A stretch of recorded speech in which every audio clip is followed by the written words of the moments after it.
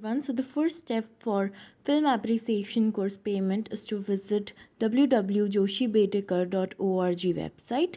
After that, you will see an admission icon.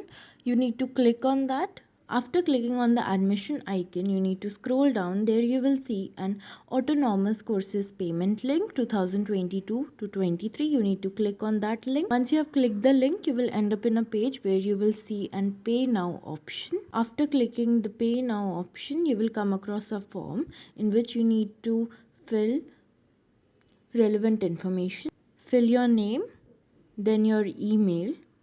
After that, your mobile number, preferably WhatsApp, then your roll number. After that, the course you are currently in. For the class, if you are an outsider, please select the outsider option. If you are from Joshi Bedekar only, select the year. In the course name, you need to select value added course option. Fill your college name. In the title of the course, it will come film appreciation course.